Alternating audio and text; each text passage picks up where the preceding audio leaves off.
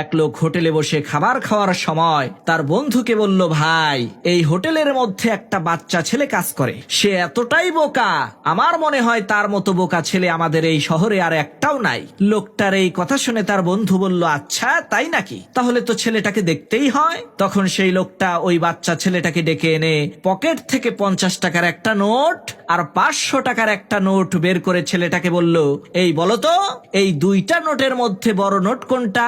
ছেলেটা 50 টাকার নোটটা হাতে নিয়ে বলল, স্যার, এটাই বড় নোট।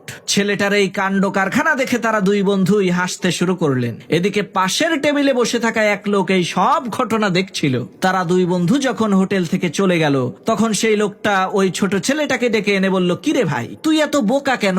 তুই 500 টাকার নোটটা না উঠিয়ে 50 টাকার নোটটা উঠালি কেন? তখন ওই ছেলেটা বলল, স্যার, এই লোকটা কয়েকদিন পর পর তার একজন বন্ধুকে এনে আমার বোকামি দেখিয়ে মজা নেয়।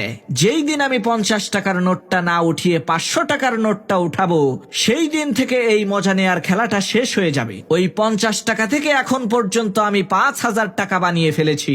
প্রিয় ভাইরা আমার, আমাদের জীবনটা ওই খেলার মতোই। সব জায়গায় বুদ্ধিমান হওয়ার দরকার নাই। যেখানে বুদ্ধিমান সেজে আপনার লস হবে, সেখানে আপনার বোকা সেজে থাকাটাই উত্তম।